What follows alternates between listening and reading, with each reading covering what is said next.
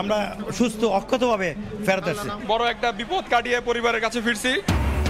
এ যেন নতুন জীবন পাওয়ার আনন্দ। ৬৪ দিন পর স্বজনদের কাছে পেয়ে জলদস্যু মুক্ত ২৩ নাবিকের অশ্রুসিক্ত হাসি। চট্টগ্রামে ফুল দিয়ে বরণ। টাইগারদের টি-20 বিশ্বকাপ দল ঘোষণা। নতুন চমক তাসকিন সহ অধিনায়ক। বাদ পড়লেন সাইফুদ্দিন। লিটন সম্মুখে নিয়ে সমর্থকদের প্রশ্ন।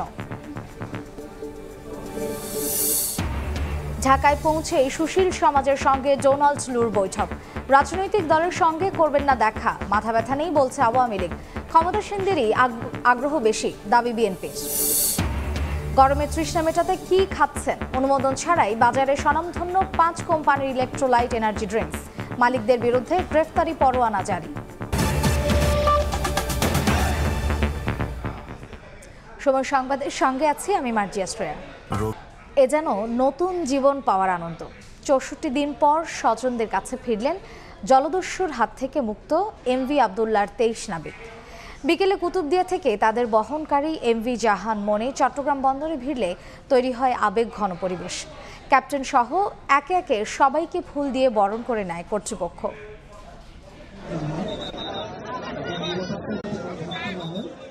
সোমালিয়ান জলদস্যুদের কবলে থাকা বাংলাদেশি মালিকানাধীন জাহাজ এমভি আবদুল্লাহর জিম্মি ২৩ নাবিক অবশেষে স্বজনদের মাঝে ফিরে গেছেন। ২ মাসের বেশি সময় জিম্মি দশা এবং সাগরে অবস্থানের পর মঙ্গলবার বিকেলে তাদের বহনকারী লাইটারি জাহাজটি ফেরে এনসিটি 1-এ। সেখানে তাদের বরণ করে নেন চট্টগ্রামের সিটি মেয়র রেজাউল করিম চৌধুরী এবং চট্টগ্রাম বন্দর কর্তৃপক্ষের chairman rear admiral M Sohail. এর আগে এই লাইটারের জাহাজটির অবস্থান ছিল চট্টগ্রাম বন্দরের চার্লি অ্যাঙ্কারেজে। সেখান থেকে চট্টগ্রাম বন্দরের পাইলট কামরুল আলম সেই জাহাজটিকে চালিয়ে এনসিটি 1-এ নিয়ে আসেন। এই সময় চট্টগ্রাম বন্দরের 2টি টাগবোট কান্ডারি 3 এবং কান্ডারি 4 এই জাহাজটিকে এসকর্ট দেয়। মূলত এই জিম্মি মুক্তিদশা থেকে মুক্তি পাওয়া 23 নাবিককে নায়কোচিত ও বিরোচিত সম্বোধনা দিয়েছে চট্টগ্রাম বন্দর কর্তৃপক্ষ। একটি মাস আর সে কারণে এই সম্বর্ধনার আয়োজন এমনটি বলেছেন সিটি মেয়র, বলেছেন বন্দর চেয়ারম্যান। অপরদিকে স্বজনদের কাছে ফিরতে পেরে নাবিকরাও ছিলেন উচ্ছ্বসিত।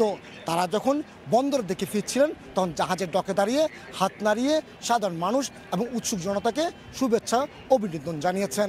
যখন জাহাজটি বন্দরের এনসিটিতে ফিরে তখন ছিল বন্দরের শত শত কর্মকর্তা কর্মচারী এবং তাদের স্বজনরাও এখানে উচ্ছ্বাস প্রকাশ করে। চলতি বছরের 12 থেকে 55,000 মেট্রিক টন কয়লা নিয়ে এমভি আবদুল্লাহ জাহাজ ফিরছিল দুবাইয়ের হামরিয়া বন্দরে। সোমালিয়ান উপকূল থেকে অন্তত 1500 নটিক্যাল মাইল দূরে এসে সোমালিয়ান জলদস্যুরা জাহাজটিকে জিম্মি করে সোমালিয়ান উপকূলে নিয়ে যায়। চট্টগ্রাম বন্দর থেকে কমল দে, সময় সংবাদ। এ বিষয়ে আরও জানাতে এই মুহূর্তে চট্টগ্রাম বন্দরে আছেন রিপোর্টার কমল দে। সরাসরি যাচ্ছি তার কাছে। সোমালিয়ান জলদস্যুদের কবল থেকে মুক্ত হওয়া 23 নাবিককে এখন সংবর্ধনা দিচ্ছে চট্টগ্রাম বন্দরের চেয়ারম্যান এম সোহায়েল। সাথে রয়েছেন চট্টগ্রাম সিটি মেয়র রেজাউল করিম চৌধুরী। ইতিমধ্যে আমরা দেখতে পাচ্ছি চট্টগ্রাম বন্দর কর্তৃপক্ষ এবং এএনসিটিতে যে আয়োজনটি করেছে সেটি হলো একটা অন্যরকম আয়োজন, বিরোচিত সংবর্ধনা, নায়কোচিত সংবর্ধনা বলা চলে আজকের এই আয়োজনে চলছে। বিশেষ করে যে 23 নাবিককে নিয়ে আসা হয়েছে এই বন্দরের যে এনসিটিতে এবং রেজাউল করিম চৌধুরী নগরপিতা হিসাবে এবং চট্টগ্রাম বন্দরের chairman rear admiral M Sohail তাদেরকে বরণ করে নিয়েছেন। আপনারা নাবিকদেরকে দেখতে পাচ্ছেন, নাবিকরা এখানের মধ্যে আসলে তাদের যে একটি মাস জিম্মি অবস্থা থাকা এবং একই সাথে সে মুক্ত হয়ে আবারও আরেকটি মাস। আমরা কথা বলেছিলাম নাবিকদের পরিবারের সাথে, তারা বলেছিলেন তাদের যে ঈদের আনন্দ সেই ঈদের আনন্দটি হবে আজকে এবং সেটি হচ্ছে আজকে। এবং আমরা যখন ঈদের দিন তাদের পরিবেশ দেখা করেছিলাম তারা বলেছিলেন যে যারা তাদের যখন স্বজনরা ফিরে আসবে সেই দিনে তারা ঈদের আনন্দ উপভোগ করবেন, ঈদের আনন্দ উদযাপন করবেন। আজকে আমরা দেখতে পাচ্ছি স্বজনদের সাথে রয়েছেন এই নাবিকেরা, যে নাবিকেরা একটি মাস জীবন মৃত্যু সন্দিক্ষণে ছিলেন এবং তারা আসলে কখন কি হয় সেটা ছিল পুরোপুরি একটা অপ্রস্তুত অবস্থা। একদিকে সশস্ত্র অবস্থা রয়েছে সোমালিয়ান জলদস্যুরা, আবার অন্যদিকে সে জাহাজে থাকা 55,000 মেট্রিক টন কয়লা, অর্থাৎ তাদের সংখ্যাটা বাড়িয়ে তুলছিল, বিপদটি বাড়িয়ে তুলছিল। সে বিপদের মাঝে ধীরচেতা হিসেবে ছিলেন চট্টগ্রামের যে এমভি আবদুল্লাহর ক্যাপ্টেন আব্দুর রশিদ। আমি বারবার বলছিলাম তার কথা, তিনি তার নাবিকদের মনোবল চাঙ্গা করেছেন। এখন দেখতে পাচ্ছেন এই যে নাবিকরা যখন ফিরে এসেছে তাদের সাথে কথা বলছেন চট্টগ্রামের সিটি মেয়র রেজাউল করিম চৌধুরীর সাথে রয়েছেন চট্টগ্রাম বন্দরের chairman rear admiral M Sohail এবং একই সাথে নাবিকদের যে পরিবার সেই পরিবারগুলো এখন উচ্ছ্বসিত। আমি বেশ কিছু নাবিকের পরিবারের সাথে কথা বলেছিলাম।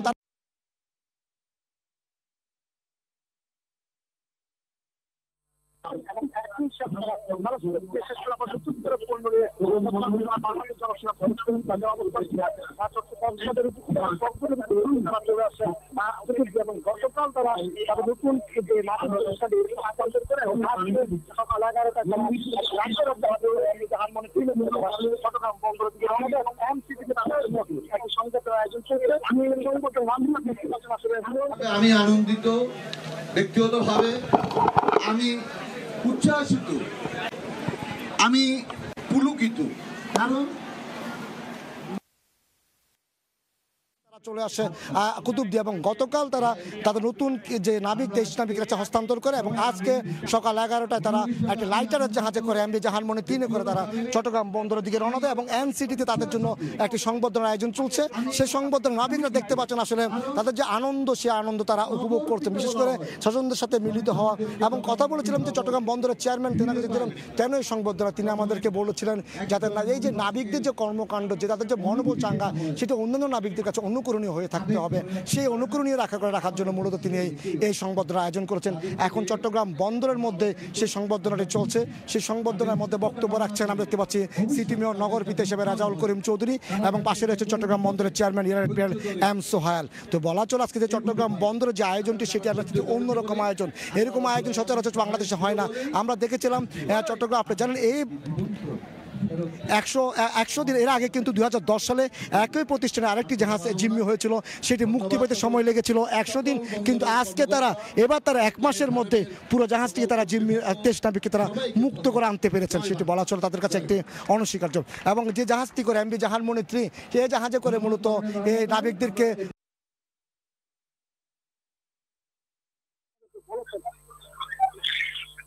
আমাদেরকে বলছেন চট্টগ্রাম বন্দরের আমরা রয়েছি লিপির কাছে যাই সকলে লিপি তিনি আসলে তার স্বাধীনের সাথে কথা বলছেন একটা শেখ বিষয়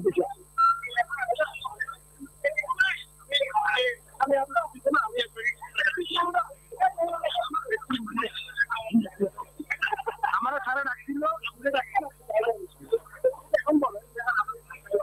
সরওয়ার জাহান রাহাত, তার সাথে আমি কথা বলছিলাম। তিনি আমাদেরকে বলেছেন চট্টগ্রাম বন্দরের যে সহযোগী তারা আনতে পেরেছেন। আমরা রয়েছে একটি লিপির কাছে যাই, সহকর্মী লিপি, তিনি আসলে তার স্বজনদের সাথে কথা বলছেন। একটা সেই বিষয়টি দেখে আসি।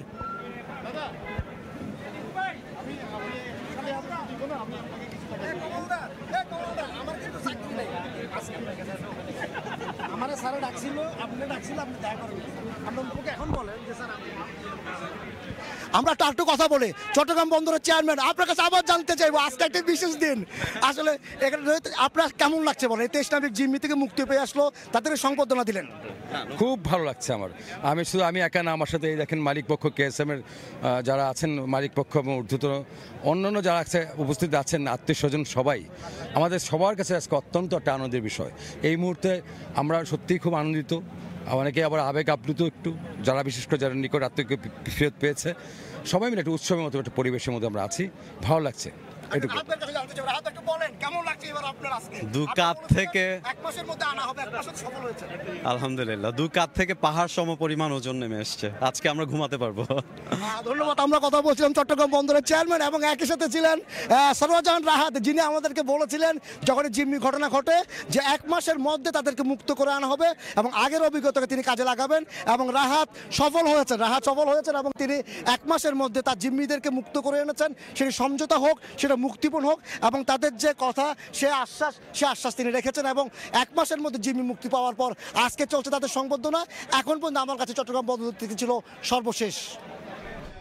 জলদস্যু মুক্ত 23 নাবিকের ফিরে আসার খবর জানতে সরাসরি ছিলাম চট্টগ্রাম বন্দরে। এবার বিশ্বকাপ স্কোয়াড ঘোষণার প্রসঙ্গ। অবশেষে ঘোষণা করা হলো বহুল কাঙ্ক্ষিত বাংলাদেশের টি20 বিশ্বকাপ স্কোয়াড। নাজমুল হোসেন শান্তকে অধিনায়ক আর তাসকিন আহমেদকে সহ অধিনায়ক করে 15 সদস্যের চূড়ান্ত স্কোয়াড ঘোষণা করেছে বাংলাদেশ ক্রিকেট বোর্ড। প্রত্যাশা পূরণে ব্যর্থ হওয়ায় জায়গা হয়নি অলরাউন্ডার সাইফুদ্দিনের। স্ট্যান্ড বাই হিসেবে আছেন আফিফ হোসেন ও হাসান মাহমুদ। নানা গুঞ্জন হিসেব নিকেশ অপেক্ষার পালা শেষে নির্ধারিত সময়ের প্রায় পৌনে 1 ঘন্টা পর হট সিটে 3 নির্বাচক। এরপর প্রধান নির্বাচক গাজী আশরাফ হোসেন লিপু একে একে ঘোষণা করলেন 15 স্বপ্ন সারথীর নাম। মোহাম্মদ নাজমুল হোসেন শান্ত দলনায়ক, তাসকিন আহমেদ, লিটন কুমার দাস, সৌম্য সরকার, তনজিদ হাসান তামিম, সাকিব আল হাসান, মোহাম্মদ তহিদ হৃদয়, মাহমুদুল্লাহ রিয়াদ, জাকের আলী আনিক, মোহাম্মদ তানভীর ইসলাম, শেখ মাহাদি হাসান, মোহাম্মদ রিশাদ হোসেন, মোহাম্মদ মুস্তাফিজুর রহমান, মোহাম্মদ শরীফুল ইসলাম এবং তনজিম হাসান সাকিব। অফর্মে থাকা শান্ত, লিটন কিংবা সৌম্য তানজিদ তামিম নন। প্রায় মিনিট 40-এর সংবাদ সম্মেলনের অর্ধেকটা জুড়েই থাকলো সাইফুদ্দিনের বাদ পড়া ও তানজিম সাকিবের অন্তর্ভুক্তি নিয়ে। আমাদের মনে হয়েছে তাকে অবজার্ভ করে যে আমাদের প্রত্যাশার যে জায়গাটা, দলের আস্থার যে জায়গাটা, ঠিক সে আকাঙ্ক্ষিত জায়গায় কিছুটা এগিয়ে ছিল তানজিম সাকিব। সে আলোকেই Saifuddin couldn't make it, but he was very close by. তাসকিনের চোটের কারণে পেস বোলিং ইউনিট এখনো কিছুটা নড়বড়ে হলেও তাকেই সহ অধিনায়ক করে মার্কিন যুক্তরাষ্ট্রে যাবে টাইগাররা। সে অনিশ্চয়তায় স্ট্যান্ডবাই হিসেবে রাখা হয়েছে হাসান মাহমুদকে। নির্ধারিত সময়ে তাসকিন সেরে না উঠলে পরিবর্তনের সুযোগ থাকবে বিশ্বকাপ স্কোয়াডে। ওই একই তালিকায় স্ট্যান্ডবাই হিসেবে নাম রয়েছে আফিফ হোসেন ধ্রুবর। নিজেদের কাছেও অনেক রিগ্রেট হয় যে আমরা যদি এই ব্যাপারে আরও অ্যাগ্রেসিভ হতাম, তাকে বাদিয়ে দিতাম। এর থেকে আমার মনে হয় যে আগামীতে এই ব্যাপারে আমরা নিজেরাও এবং যারা টিম ম্যানেজমেন্ট আছেন আরও সতর্ক হওয়ার চেষ্টা করি। বিশ্বমঞ্চে লাল সবুজের জার্সিতে প্রথমবারের মতো প্রতিনিধিত্ব করার অপেক্ষায় 3 ক্রিকেটার। জাকের আলী অনিক, রিশাদের সঙ্গে শেষ মুহূর্তে দলে ঢোকা তানভীর। আর প্রথমবারের মতো টি-20 বিশ্বকাপ খেলার অপেক্ষায় 6 ক্রিকেটার। তানজিদ তামিম, তানজিম সাকিবের পাশাপাশি যে বহরে আছেন যুব বিশ্বকাপ জয়ী আরেক ক্রিকেটার তাওহিদ হৃদয়। আমরা দু একটা স্লট নিয়ে আলোচনা সমালোচনা হলেও হাতে থাকা রসদ থেকে বিশ্বকাপের জন্য সেরা স্কোয়াডকে বেছে নিয়েছেন নির্বাচকরা। প্রায় মিনিট 40-এর প্রেস কনফারেন্সের বড় একটা অংশ জুড়েই ছিল তাসকিনকে নিয়ে আক্ষেপ আর হাপিত তেশের গল্প। কেন বোর্ডের এর আগেই বোধোদয় হলো না সে প্রশ্ন উঠতেই পারে। তবুও এই দলটার প্রতি আস্থা রাখতে বললেন প্রধান নির্বাচক। মাহবুব রিমন, সময় সংবাদ, শেরেই বাংলা জাতীয় ক্রিকেট স্টেডিয়াম, ঢাকা। টাইগারদের বিশ্বকাপ স্কোয়াড নিয়ে দর্শকদের প্রতিক্রিয়া জানতে এই মুহূর্তে ঢাকা বিশ্ববিদ্যালয় টিএসসিতে আছেন রিপোর্টার সাব্বির মিথুন। সরাসরি যাচ্ছি তার কাছে। অনেক নাটকীয়তা শেষে আসলে বাংলাদেশ 2024 টি-20 বিশ্বকাপের স্কোয়াড ঘোষণা করেছে এবং প্রতিবারের মতন এবারও আসলে সেই স্কোয়াড নিয়ে অনেকটাই নানান আলোচনা সমালোচনা চলছে, অনেক কাটাছেঁড়া চলছে। সমর্থকদের মাঝেও আসলে সেই ধরনের আমরা দ্বিধা বিভক্তি দেখছি যে অনেকে মনে করছেন যে স্কোয়াডে আসলে অন্যান্য অনেক প্লেয়ার রয়েছে যারা হয়তো ওই রকমভাবে গুরুত্ব পায়নি। আমি আসলে এই মুহূর্তে ঢাকা বিশ্ববিদ্যালয়ে অবস্থান করছি এবং এখানে যেমনটা দেখতে পাচ্ছেন আমার পেছনে ক্রিকেট ম্যাচ চলছে এবং ক্রিকেট নিয়ে আসলে অনেক চিন্তা করে এমন কিছু সমর্থকদের সঙ্গে আমি কথা বলবো, যার মধ্যে একজন হচ্ছে যিনি মনে করেন যে বাংলাদেশ আসলে এই স্কোয়াডটা ঠিকঠাক হয়নি। আপনার আসলে কোন জায়গাটায় মনে হয় বাংলাদেশ স্কোয়াডটা চেঞ্জ আনতে পারতো? আমার মতে হচ্ছে মতামত প্রত্যেকবারই স্কোয়াড ঘোষণা করে বিতর্ক কম বেশি থাকে। এবারও বিতর্ক হচ্ছে সাইফুদ্দিনকে নিয়ে। সাইফুদ্দিন স্কোয়াডে থাকা অন্তত জরুরি ছিল, কারণ সাইফুদ্দিন অনেকদিন ধরে খেলার বাইরে ছিল। বিপিএল এসে ভালো পারফর্ম করি সুযোগ পেয়েছে জিম্বাবুয়ে সিরিজে, আর তাকে একটা মাত্র সিরিজে করছে, তুলনা করা উচিত হয় না, তাকে রাখার দরকার ছিল। কারণ অনেক প্লেয়ার যেরকমভাবে সুযোগ পায়, যেমন সৌম্য সরকার, লিটন দাস, তারা বড় বড় ফর্মে থাকার পরে তারা বারবারই তারা সুযোগ পায়, কিন্তু সেই তুলনায় সাইফুদ্দিন তেমন সুযোগই পায় না। আর প্রত্যেকটা টিমেতেই একজন ফাস্ট বোলিং অলরাউন্ডার থাকে, ব্যাটিং অলরাউন্ডার থাকে, প্রত্যেক টিমে থাকে না, আমাদের সাথে থাকার দরকার ছিল আর কি, আমার মতে আর কি। যেমনটা শুনছিলাম আর কি, সাইফুদ্দিনকে নিয়ে দর্শকদের মাঝে একটা অনেক হতাশা কাজ করছে, কারণ একটা দারুণ একটা বিপিএল কাটানোর পরে কিন্তু সবাই প্রত্যাশা করেছিল যে সাইফুদ্দিন আসলে আবারও বাংলাদেশ দলে, বিশ্বকাপ দলে বিশেষ করে কামব্যাক করবে। তবে সেই সাইফুদ্দিনের না থাকাটা অনেক বড় একটা চমক। এছাড়াও আসলে স্কোয়াড নিয়ে নানান অসঙ্গতি অনেকে মনে করছেন, যার মধ্যে একটা হচ্ছে 4 জন স্পিনার রাখা এবং সেখানে তানভীর ইসলামের অন্তর্ভুক্ত। এরকমই একজন দর্শক যিনি মনে করে আর কি বাংলাদেশ দলে আসলে স্পিনারের বদলে একটা বাড়তি পেসার নেওয়া যেত। আপনি এমনটা কেন মনে করেন? যেহেতু বাংলাদেশ একটা ম্যাচে 2 জন স্পিনার নিয়ে খেলবে এবং স্পেশালি সাকিব থেকে থাকবে, রিশাদ অথবা মাহিদি থেকে একজন খেলবে। যদি বাংলাদেশ 3 স্পিনার নেয় সেক্ষেত্রে এই 3 জনই খেলবে। তো এতগুলো স্পিনার নেওয়ার কিছু কারণ দেখতেছি না আমি এই টিমে, যেখানে তাসকিন ইনজুর আছে। একটা অতিরিক্ত ফাস্ট বোলার, সেটা সাইফুদ্দিন হোক বা হাসান মাহমুদ হোক, তারা 15 সদস্যের দলে বা 11-এ থাকার যৌক্তিকতা আমি মনে করছি। যেমনটা দেখছিলেন আসলে কেউ মনে করছে সাইফুদ্দিনের বাদ পড়াটা আসলে হতাশার, আবার কেউ মনে করছেন যে স্কোয়াডে একজন স্পিনার কমিয়ে একটা বাড়তি পেসার খেলা যেত। আমার কাছে এখন পর্যন্ত টি-20 বিশ্বকাপের যে রিয়াকশন সমর্থকদের মাঝে এখন পর্যন্ত এই ছিল সবশেষ। টাইগারদের বিশ্বকাপ স্কোয়াড নিয়ে দর্শক প্রতিক্রিয়া জানতে সরাসরি ছিলাম ঢাকা বিশ্ববিদ্যালয়। 3 দিনের সফরে আবারও ঢাকায় এসেছেন মার্কিন সহকারী পররাষ্ট্রমন্ত্রী ডোনাল্ড লু। প্রথম দিনই বৈঠক করেছেন সুশীল সমাজের সাথে। নির্বাচনের পর যুক্তরাষ্ট্রের প্রথম উচ্চ পর্যায়ের এই সফরে পররাষ্ট্র সচিবের সঙ্গে দ্বিপাক্ষিক বৈঠক ছাড়াও মন্ত্রী পর্যায়ের 3 জনের সঙ্গে সাক্ষাৎ করবেন তিনি। প্রথম দিনই গুলশানে মার্কিন রাষ্ট্রদূতের বাসায় সুশীল সমাজের প্রতিনিধিদের সঙ্গে বৈঠক করেছেন লু। আবারও ঢাকায় যুক্তরাষ্ট্রের দক্ষিণ ও মধ্য এশিয়া বিষয়ক সহকারী পররাষ্ট্রমন্ত্রী ডোনাল্ড লু। গত 17 মাসের মধ্যে এটি তার তৃতীয় বাংলাদেশ সফর। মঙ্গলবার সকাল 11:15টায় শাহজালাল আন্তর্জাতিক বিমানবন্দরে তাকে স্বাগত জানান পররাষ্ট্র মন্ত্রণালয়ের উত্তর আমেরিকা বিভাগের মহাপরিচালক খন্দকার মাসুদুল আলম। বিমানবন্দর থেকে মার্কিন দূতাবাসে যান লু।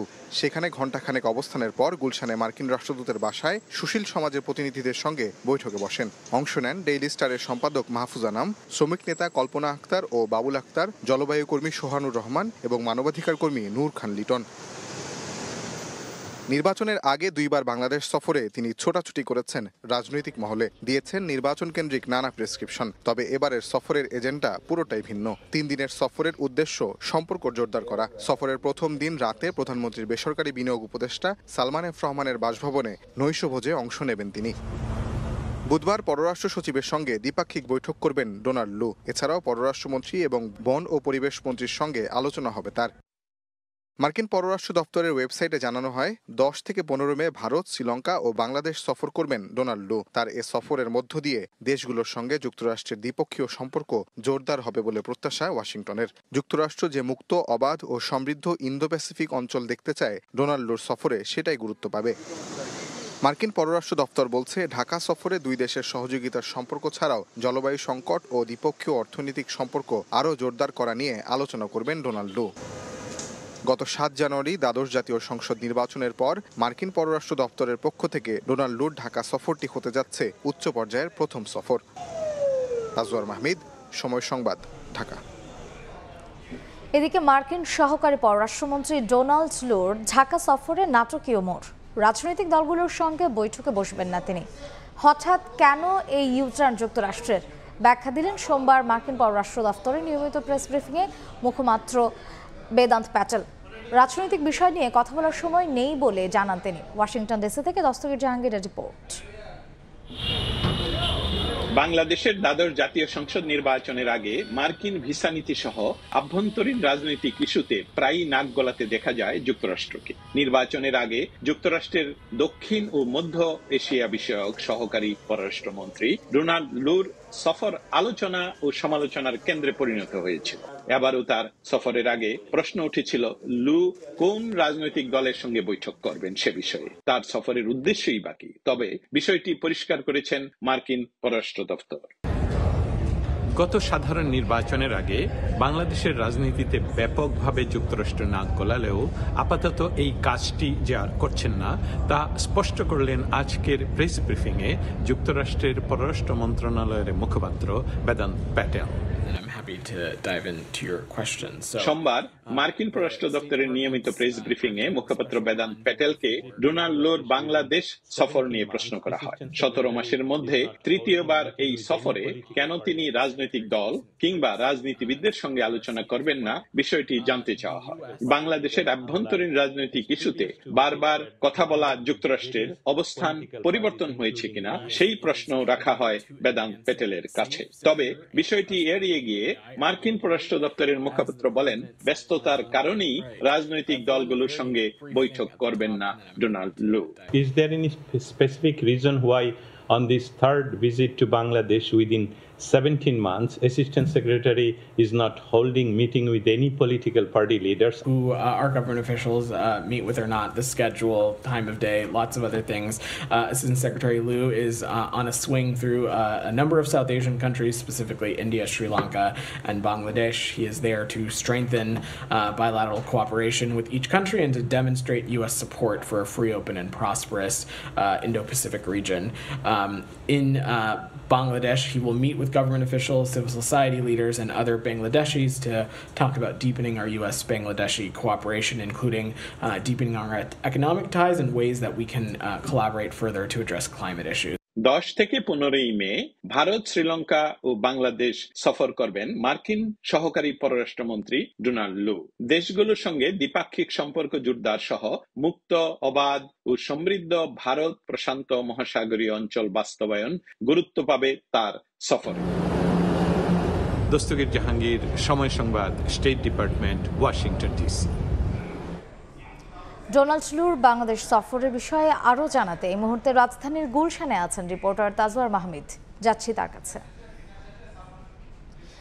ঠিক কিছুক্ষণ আগেই ডোনাল্ড লুর মার্কিন রাষ্ট্রদূতের বাসভবন থেকে বেরিয়ে আমেরিকান ক্লাবের উদ্দেশ্যে রওনা করেছেন এবং এই দীর্ঘ 1.5 ঘণ্টাব্যাপী তিনি সুশীল সমাজের বিভিন্ন নাগরিকের সঙ্গে কথা বলেছেন, যার মধ্যে উপস্থিত ছিলেন ডেইলি স্টার সম্পাদক মাহফুজ আনাম, মানবাধিকার কর্মী নুল খান লিটন এবং শ্রমিক নেতা হিসেবে পরিচিত কল্পনা আক্তার সহ বেশ কয়েকজন। এবং এই যে 1.5 ঘণ্টাব্যাপী যে বৈঠক সুশীল সমাজের প্রতিনিধিদের সঙ্গে, তারপরে নূর খান লিটন, মাহফুজ আনাম তাদের সঙ্গে আমরা কথা বলার চেষ্টা করি, কিন্তু তারা গণমাধ্যমের মুখোমুখি হতে চাননি, বরং climate youth net for climate justice একজন এই সংগঠনটির নির্বাহী যিনি পরিচালক আছেন সোহানুর রহমান, তিনি জলবায়ু কর্মী, তার সঙ্গে আমরা কথা বলতে পেরেছি। তিনিও ছিলেন সে বৈঠকে এবং তিনি আমাদেরকে কিছুক্ষণ আগে জানালেন যে জলবায়ু পরিবর্তন, ফিলিস্তিন ইস্যু, বাংলাদেশের মানবাধিকার, রাজনৈতিক ইস্যু সহ নানা ইস্যু নিয়ে ডোনাল্ড লু তাদের কাছে প্রশ্ন করেছেন, জানতে চেয়েছেন, তারা তাদের মতামত তুলে ধরেছেন। এবং উল্লেখযোগ্য হলো বাংলাদেশের মানুষের ফিলিস্তিন সম্পর্কে যে অবস্থানটা কি সেটাও কিন্তু ডোনাল্ড লু জানতে চেয়েছেন এবং সমস্যারে সবাই বলেছেন যে তারা ফিলিস্তিনের যে গণহত্যা তার বিপক্ষে আছেন এবং সেখানে ডোনাল্ড লু বলেছেন যে তাদের অবস্থান কিছুটা পরিবর্তন হয়েছে, অর্থাৎ এই ফিলিস্তিন ইস্যুতে যুক্তরাষ্ট্রের অবস্থান কিছুটা পরিবর্তন হয়েছে সেটি তিনি বলেছেন। এবং জলবায়ুর ক্ষেত্রে বিশেষ করে কোস্টাল এরিয়া বা উপকূলীয় অঞ্চলের মানুষের জন্য যাতে জলবায়ু পরিবর্তন বিষয়ক যেই পদক্ষেপগুলো আছে যুক্তরাষ্ট্র সহ আন্তর্জাতিক জলবায়ু সংগঠনগুলোর, সেইগুলো যেন মেনে চলা হয় বা উপকূলীয় অঞ্চলে মানুষের জন্য যেন কাজ করা হয় সেটি আহ্বান জানানো হয়েছে। পাশাপাশি মানবাধিকার অবস্থায় সেখানে গণমাধ্যমের স্বাধীনতা সহ নানা ইস্যুতে যুক্তরাষ্ট্র উপস্থিত সুশীল সমাজের নাগরিকদের আহ্বান জানিয়েছেন তারা যেন সচেষ্ট থাকেন। অর্থাৎ এই দীর্ঘ 1.5 ঘণ্টা ব্যাপী আজকে কিন্তু আমরা দেখেছি যে খুব বেশি মানুষ কিন্তু এখানে উপস্থিত ছিল না। এর আগে অর্থাৎ নির্বাচনের আগে যখন এই ধরনের সুশীল সমাজ নিয়ে বসতেন ডোনাল্ড লু বা মার্কিন কর্মকর্তারা, সেখানে কিন্তু 20-25 জন মতো উপস্থিত থাকতেন। তবে আজকে খুবই গুটি কয়েক মানুষ নিয়ে এখানে এই সভাটি অনুষ্ঠিত হয়েছে এবং সেখানে মূলত মানবাধিকার, গণতন্ত্র, মানবাধিকার, ফিলিস্তিন ইস্যু এবং জলবায়ু এবং রোহিঙ্গা সংকট নিয়ে মূলত আলোচনা হয়েছে বলে আমরা জানতে পেরেছি। তো এরপরে সন্ধ্যায় সালমান এফ রহমানের বাসভবনে একটি নৈশভোজের আয়োজন আছে, সেখানে ডোনাল্ড লু অংশগ্রহণ করবেন। তার আগে আমেরিকান ক্লাবে কিছুক্ষণ সময় পার করবেন। তো এই ছিল আমার কাছে ডোনাল্ড লুর বাংলাদেশ সফরের সর্বশেষ খবরাখবর। ডোনাল্ড লুর বাংলাদেশ সফরের সবশেষ জানতে সরাসরি ছিলাম রাজধানীর গুলশানে। ডোনাল্ড লুর সফর, মার্কিন ভিসা নীতি কিংবা নিষেধাজ্ঞা নিয়ে মাথা ব্যথা নেই সরকারের। সচিবালয়ে সাংবাদিকদের এ কথা বলেন আওয়ামী লীগের সাধারণ সম্পাদক ওবায়দুল কাদের। এ সময় তিনি বিএনপির ভারতীয় পণ্য বর্জনের আন্দোলন নিয়েও কঠোর সমালোচনা করেন।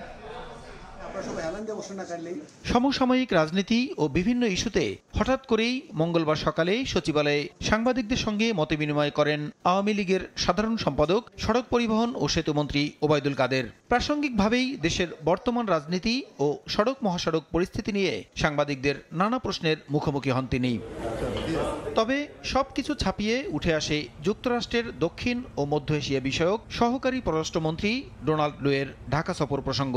দ্বাদশ জাতীয় সংসদ নির্বাচন সামনে রেখে চাপিয়ে দেয়া মার্কিন ভিসা নীতি ও নিষেধাজ্ঞার পরিপ্রেক্ষিতে নির্বাচনের পর মার্কিন পররাষ্ট্র দপ্তরের উচ্চ পর্যায়ের কোনো কর্মকর্তার প্রথম এই সফরকে সরকার কিভাবে দেখছে?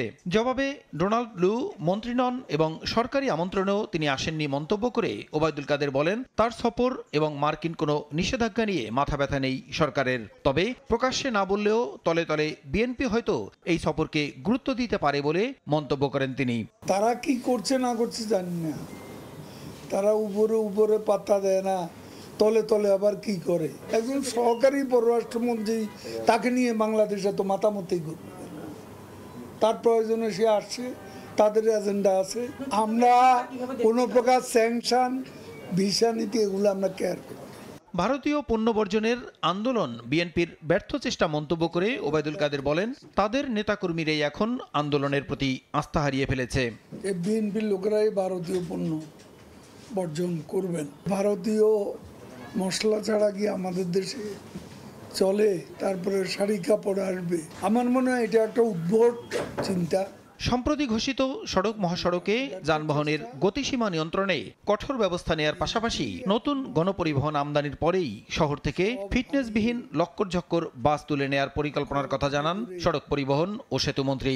ভালো বাস, টেকসই বাস আমদানির ব্যাপারে যোগাযোগ অব্যাহত রেখেছি। প্রসূন আশিস, সময় সংবাদ, ঢাকা। এদিকে বিএনপি বলছে সহকারী মার্কিন পররাষ্ট্রমন্ত্রীর সফর নিয়ে আওয়ামী লীগই বেশি উৎসাহী, বিএনপি নয়। দুপুরে জাতীয় প্রেস ক্লাবের সামনে অবস্থান কর্মসূচিতে কথা বলেন নেতারা।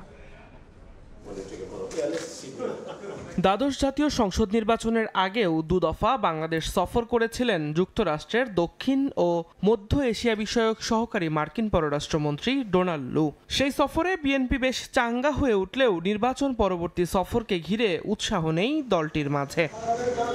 মঙ্গলবার জাতীয় প্রেস ক্লাবের সামনে এক অবস্থান কর্মসূচিতে ডোনাল্ড লু প্রসঙ্গে বিএনপি চেয়ারপারসনের উপদেষ্টা জয়নুল আবেদিন ফারুক বলেন, সহকারী মার্কিন পররাষ্ট্রমন্ত্রীর বাংলাদেশ সফরে আওয়ামী লীগই বেশি উৎসাহী। কোথায় লু, কোথায় আপনি, কোথায় আমেরিকা, সেটার বিষয়ে বাংলাদেশ বিএনপি জাতীয়তাবাদী দলের মাথা ব্যথা নেই। লু নিয়ে এত উৎসাহিত আমরা নয়, লু নিয়ে উৎসাহিত আপনারা। লু কি বার্তা নিয়ে আসছে সেটা আপনারাই জানেন, আমাদের জানার কথা নয়, কারণ আপনারা অবৈধভাবে বাংলাদেশের ক্ষমতায় বসে আছেন। এদিকে প্রেস ক্লাবে আরেকটি অনুষ্ঠানে বিএনপির স্থায়ী কমিটির সদস্য গয়েশ্বর চন্দ্র রায় বলেছেন, বিদেশি নির্ভরতায় দেশ পরিচালনা করে সরকার, ক্ষমতায় থাকলেও জনগণের হৃদয়ে স্থান নেই তাদের। বিদেশের নির্ভরতায় যারা দেশ পরিচালনা করে, আর যাই হোক সরকারে থাকতে পারে, কিন্তু জনগণের হৃদয়ের তাদের স্থান হয় না। জনগণ নিঃসংকোচে তাদেরকে ঘৃণা করে। এর আগে ঢাকঢোল পিটিয়ে ভারতীয় পণ্য বয়কটের ঘোষণা দিলেও এদিন ভিন্ন সুরে কথা বলেন বিএনপি নেতা জয়নুল আবেদিন ফারুক। আমদানিকৃত সকল খাদ্য পণ্য যথাযথ নিরীক্ষা পরীক্ষা করার দরকার। দিন মোহাম্মদ সাব্বির, সময় সংবাদ, ঢাকা। গরমে তৃষ্ণা মেটাতে কি খাচ্ছেন? অনুমোদন ছাড়াই বাজারে বিক্রি হচ্ছে স্বনামধন্য 5 কোম্পানির ইলেকট্রোলাইট এনার্জি ড্রিঙ্কস। নিরাপদ খাদ্য কর্তৃপক্ষের মামলার পর মালিকদের বিরুদ্ধে গ্রেফতারি পরোয়ানা জারি করেছেন খাদ্য আদালত। বাদী জানান, এই 5 পণ্য কী ধরনের পানীয় তার কোনো ব্যাখ্যা নেই ওষুধ প্রশাসন সহ সরকারের কোনো কর্তৃপক্ষের কাছেই।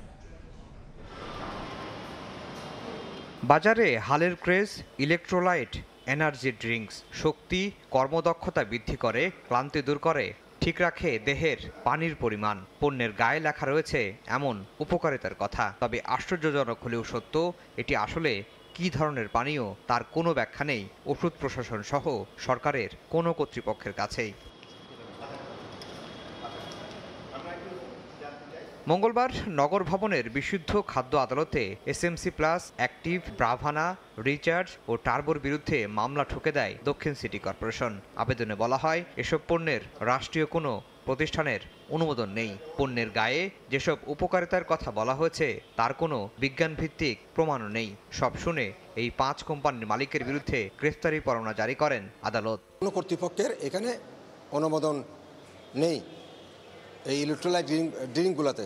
তো এই ধরনের আপনার যেমন আজকে 5টা ইলেকট্রোলাইট ড্রিঙ্কস, তাদের যে অভিব্যক্তি এখানে প্রকাশ করা হয়েছে, এগুলা সবগুলাই যেন ওষুধ। তারপর কোর্ট আমলে নিয়ে যাদের বিরুদ্ধে মামলা দায়ের করা হয়েছে তাদেরকে গ্রেফতারি পরোয়ানা জারি করেছে। এদিন শুনানিতে নিরাপদ খাদ্য কর্তৃপক্ষের পরিদর্শক বলেন, জনপ্রিয় ক্রিকেটার তামিম ইকবাল এসএমসি প্লাসের মডেল। পণ্য সম্পর্কে না জেনে যদি বিজ্ঞাপন করেন তাহলে তো মানুষ এটি খেতে উদ্বুদ্ধ হবেই। এ সময় বিচারক বলেন, পরবর্তী শুনানির সময় বিষয়টি দেখবেন তিনি। মানে ক্রিকেটার যখন এসএমসি এই যে ড্রিঙ্কস ইলেকট্রোলাইট ড্রিঙ্কস সম্পর্কে যখন বলেন, যেহেতু সে একজন ভালো খেলোয়াড়, তো আমরা এটা আকৃষ্ট হই। আমি যথাযথ কর্তৃপক্ষের আমার দৃষ্টি আকর্ষণ করি এবং ওষুধ প্রশাসনের দৃষ্টি আকর্ষণ করি লিখিতভাবে। পরবর্তীতে আমার উদ্বোধন কর্তৃপক্ষের অনুমোদন ক্রমে অত্র বিশুদ্ধ আদালতে আজকে মোকদ্দমা দায়ের করি। যে কয় ধারায় এই 5 কোম্পানির মালিকের বিরুদ্ধে মামলা হয়েছে তাতে তাদের সর্বনিম্ন 5 বছর, সর্বোচ্চ 15 বছরের জেল সহ জরিমানার বিধান রয়েছে। আগামী জুনে হবে পরবর্তী শুনানি। আফজাল হোসেন, সময় সংবাদ, ঢাকা। এ আবার কেমন নগরী? রোদ উঠলে হয়ে ওঠে অসহনীয়, আর বৃষ্টি হলে জলাবদ্ধতা, সঙ্গে যানজট আর দূষণ তো আছেই। নগরবাসীর জন্য এ যেন উভয় সংকট। নগরবিদরা বলছেন, দায়িত্বশীলদের দায়িত্বহীন ভূমিকার কারণেই ধুঁকছে নগর। ধ্রুব ব্যানার্জির রিপোর্ট। থামা যায় না। তৃষ্ণা মিটিয়ে অঝরে বৃষ্টি আসুক আর ধরনী একটু স্বস্তি পাক। 10-20 মিনিটে বৃষ্টি হইলেই পানি করে উঠতে যায়। আমরা দরখাস্ত পর্যন্ত করছি, সিটি কর্পোরেশন আমরা দরখাস্ত পর্যন্ত করছি, এখনো আমরা শুরু হওয়া পাই নাই। এই হলো তিলোত্তমা ঢাকার এখনকার চিত্র। কথায় কথায় গ্রীষ্মের তাপমাত্রার পারদ ছুঁয়ে যায় 38-এর কোটা। মরুর উত্তাপে নগরীতে নেমে আসে বৃষ্টির জন্য ঘোর হাহাকার। ভাগ্য বদলায়, অঝোর ধারায় হয় বৃষ্টি, তবে ফলাফল হিতে বিপরীত। অল্প বর্ষণেই তলিয়ে যায় রাজধানীর বিভিন্ন সড়ক, আবারও সেই ভোগান্তির পুনরাবৃত্তি। একটু বৃষ্টি হলে জায়গায় জায়গায় পানি জমে যাচ্ছে, দৈনিক চলাচলের জন্য এটা অযোগ্য। পানি একটা থাকে। গতকালকে আমি মিরপুরে গেলাম, ওখানে দেখলাম যে মানে মানুষ চলাচলের অনুপযোগী হয়ে গেছে। এমন সংকটকে প্রতিনিয়তই যেন সঙ্গ দিচ্ছে শব্দ দূষণ, বায়ু দূষণ, যানজটের মতো নাছোড় বান্দা শব্দগুলো। নিত্যদিনের এমন সমস্যায় কংক্রিটের আবর্জনায় ঠাসা রাজধানীতে যারা বসবাস করেন তারা অনেকটাই বাধ্য হয়ে, কেউ জীবিকার তাগিদে, কেউ আবার সুন্দর ভবিষ্যতের আশায়। ডাক্তার কন, লেখাপড়া কন, চাকরি কন, যে কোনো ব্যাপারেই ঢাকা হইল কেন্দ্রস্থল। বাবু বলে তো এই সুবিধাটা নাই। ঢাকায় চাকরি, ব্যবসা, ওয়াইফ চাকরি করে, আমি ব্যবসা করি। আয়তনের তুলনায় ঢাকা এখন পৃথিবীর সবচেয়ে জনঘন শহর। উত্তর সিটি কর্পোরেশনের তুলনায় দক্ষিণের জনসংখ্যার ঘনত্ব প্রায় 9,000 বেশি। সারা দেশের বিবেচনায়ও এই সিটি কর্পোরেশনের জনসংখ্যা মাথা ব্যথার কারণ। রাজধানী ঢাকায় এই সবুজ এখন আর খুঁজে পাওয়া যায় না। তার উপর এখন বিশেষজ্ঞরা আশঙ্কা করছেন 2050 সাল নাগাদ এমন অবস্থা জলবায়ু পরিবর্তনের যদি অব্যাহত থাকে, তাহলে রাজধানীতে জনসংখ্যা বাড়বে প্রায় 50 লক্ষ। এতে ভয়ঙ্কর ক্ষতির মুখে পড়বে প্রাণ এবং প্রকৃতি। তাই তারা বলছেন, এখনই সময় বিভিন্ন সরকারি, স্বায়ত্তশাসিত কিংবা বেসরকারি প্রতিষ্ঠানকে বিকেন্দ্রীকরণের। শুধু তাই নয়, নগরবিদরা বলছেন, দায়িত্বশীলদের দায়িত্বহীন ভূমিকার কারণেই ধুঁকছে নগরবাসী। বাংলাদেশের মানুষ যদি আফ্রিকা, তানজানিয়াতে গিয়ে কর্মের সন্ধানে যেতে পারে, তাহলে ঢাকার মানুষও যারা ঢাকায় রংপুর থেকে এসেছে কাজ করতে, তারা যদি রংপুরে ভালো সুযোগ সুবিধা পায়, রংপুরে যাবে। যে কোনো বিচ্ছিন্ন উন্নয়ন পরিকল্পনা, বিচ্ছিন্ন উন্নয়ন উদ্যোগের দায়ভার আসলে দায়িত্বশীলেরা। শহরের সীমান্তে আবাসন, শিক্ষাকেন্দ্র, চিকিৎসা কেন্দ্র সহ গুরুত্বপূর্ণ স্থাপনা নির্মাণ করতে হবে বলেও পরামর্শ দেন তিনি। তবে কতটুকু বাস্তবসম্মত তা নিয়েও প্রশ্ন আছে। ধ্রুব ব্যানার্জি, সময় সংবাদ, ঢাকা। এখনও ভিসা জটিলতা কাটেনি হজ যাত্রীদের। হজ যাত্রা নিয়ে অনিশ্চয়তায় প্রায় 7,000 মুসল্লি। তবে হজ কর্তৃপক্ষ বলছে, ভিসা দেওয়ার সময় বাড়ানোর বিষয়টি না জানালেও সৌদি সরকার হজ যাত্রীদের ভিসা দেয়া অব্যাহত রেখেছে। আশকোনা হজ ক্যাম্পে হজ যাত্রীদের ব্যস্ততা, লাইন ধরে দাঁড়িয়ে সিকিউরিটি চেকিং, কেউ ব্যস্ত বোর্ডিং পাস ইস্যু করতে। পবিত্র কাবার পথে যাত্রায় মুসল্লিদের চোখে মুখে অনাবিল সুখ, তৃপ্তির ছাপ। শেষ মুহূর্তে হজ যাত্রীরা দেখে নিচ্ছেন মালামাল, ফ্লাইট ধরতে কেউ বা বিদায় নিচ্ছেন প্রিয়জন থেকে। সবার চাওয়া একটাই, পাপ থেকে মুক্তির পাশাপাশি মুসলিম উম্মাহ এবং দেশবাসীর সুখ সমৃদ্ধি কামনা। হজ করা তো নামাজ পড়ার মতনই ফরজ। এই দেশে যাইতেছে, আল্লাহ অর্ডার করছে, আল্লাহ ডাক দিছে। বিশেষ করে ফিলিস্তিনবাসীর জন্য আমরা দোয়া করব, আল্লাহ যেন সমস্ত মুসলিম জাতিকে সমস্ত নিপীড়ন থেকে, অত্যাচার থেকে মুক্ত করে দেন। আমি আমার মা বাবার সাথে হজ করতে যাচ্ছি, আমার খুব ভালো লাগতেছে, আমার খুব আনন্দ লাগতেছে। আল্লাহর সন্তুষ্টি অর্জন ফরজ ইবাদত, এটা আমার উপর ফরজ হয়েছে, ফরজটা আমি সম্পন্ন করার জন্য যাচ্ছি। এদিকে হজযাত্রীদের ভিসা জটিলতা এখনও কাটেনি। তবে হজ কর্তৃপক্ষ বলছে ভিসা দেওয়ার সময় বাড়ানোর বিষয়টি আনুষ্ঠানিকভাবে না জানলেও ভিসা দেওয়া অব্যাহত রেখেছে সৌদি সরকার। আমাদের ৭,৩৩৯টি ভিসা এখন ওয়েটিং ফর ভিসা আছে, ভিসা দিয়ে চলমান আছে এবং এই অনগোয়িং প্রসেসটি আমরা সৌদি গভর্নমেন্টকে এটা জানিয়েছি আমাদের সংখ্যা উল্লেখ করে, যে এই সংখ্যা এবং তাদের ই হজ সিস্টেমে তাদের মিনিস্ট্রি অফ হজের যে ওয়েবসাইট সেখানে কিন্তু এনরোল করা আছে এবং আশা করছি যে এগুলো সবগুলোই ভিসা খুব শীঘ্রই হয়ে যাবে। পবিত্র হজ পালনে এবছর ৮৫,০০০-এরও বেশি হজযাত্রী নিবন্ধন করেছেন। আর এরই মধ্যে ঢাকা থেকে সৌদি আরবে পৌঁছেছেন ১৭,০০০-এরও বেশি হজযাত্রী। হজযাত্রার শেষ ফ্লাইট আগামী ১২ই জুন পর্যন্ত। তানভীর হাসান মেঘ, সময় সংবাদ, ঢাকা। রাজধানীর বাড্ডা ও আফতাবনগরে ৫০টির বেশি অবৈধ সংযোগ বিচ্ছিন্ন করেছে তিতাস গ্যাস কর্তৃপক্ষ। সকালে বাড্ডার খিলবাড়ি টেক ও আফতাবনগরে অভিযান চালায় তিতাস। অর্ধশত অবৈধ সংযোগ বিচ্ছিন্ন করা হয়। এ সময় ২ ভবন মালিক মুঠোফোনে হুমকি ধামকি দেন বলে জানান কর্মকর্তারা। এদিকে অবৈধ গ্যাস সংযোগ বন্ধে অভিযান অব্যাহত থাকবে।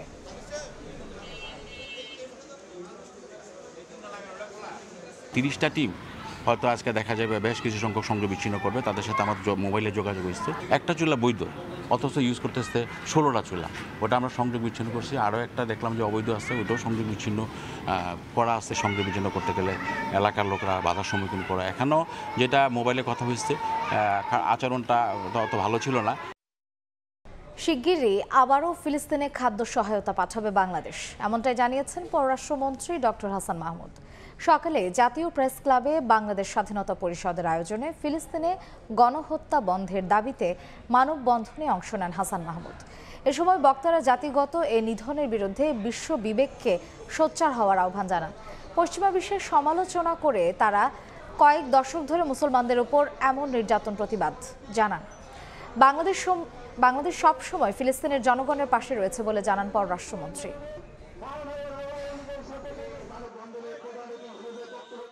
বিএনপি আজকে ফিলিস্তিনি মুক্তিকামীর মানুষের পক্ষে না দাঁড়িয়ে বরং ইসরায়েলিদের দোসরে রূপান্তরিত হয়েছে, এই নেতানিয়াহুর দোসরে পরিণত হয়েছে এবং বিএনপি আজকে ইসরায়েলি লবির সাথে যুক্ত হয়ে বাংলাদেশের বিরুদ্ধে ষড়যন্ত্র করা শুরু করেছে।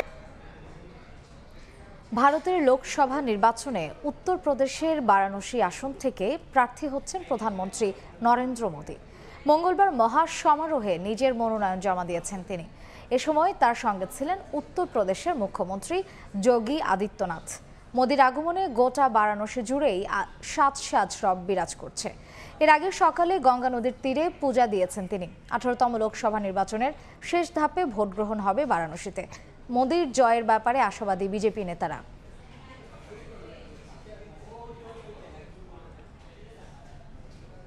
আবারও খেলার খবর।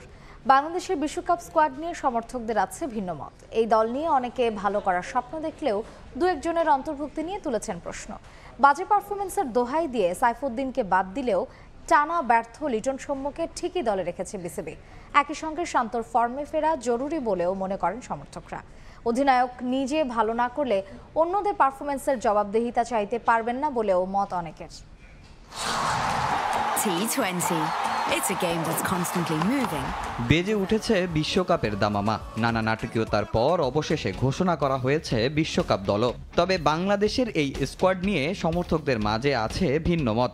কেউ পক্ষে কথা বললেও অনেকেই প্রশ্ন তুলেছেন দুই একজনের অন্তর্ভুক্তি নিয়ে। আলহামদুলিল্লাহ স্কোয়াডটা অনেক সুন্দর হয়েছে আর কি। ডিপেন্ড করে তাদের খেলার উপরে, কজ আমরা অনেক সময় প্রিটেন্ড করি যে না ভালো হবে, বাট অনেক সময় হয় না। শান্তর দিকে যদি খেয়াল করেন, ওনার স্ট্রাইক রেট হচ্ছে 111। 20 জন ক্যাপ্টেনের মধ্যে 19 নাম্বার ও।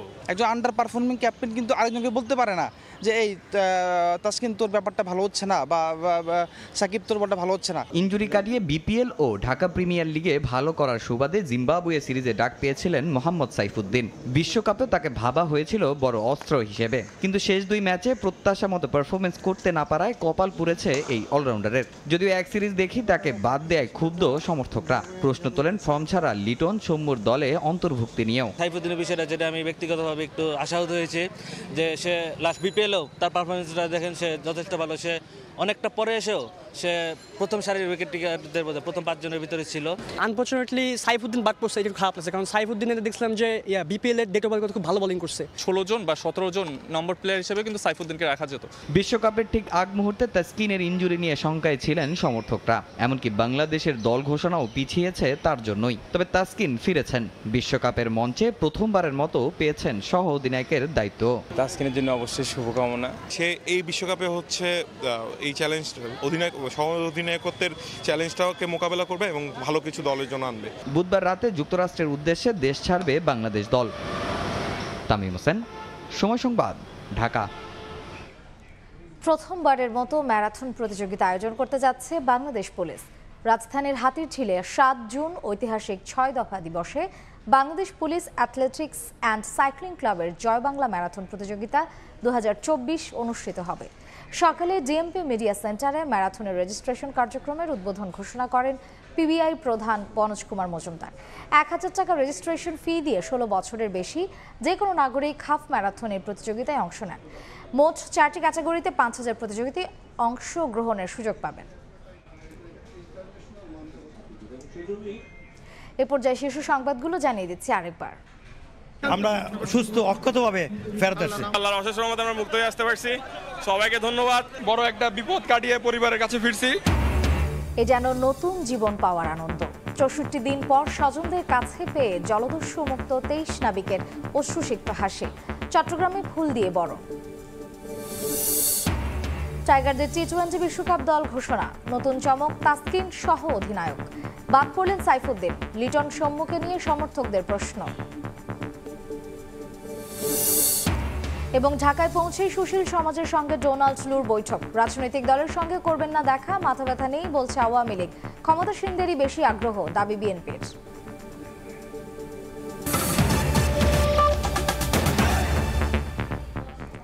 এই ছিল সময় সংবাদের এখনকার আয়োজন। এরপর বাংলার সময় নিয়ে ফিরছি কিছুক্ষণ পর, সঙ্গেই থাকুন সময়ের।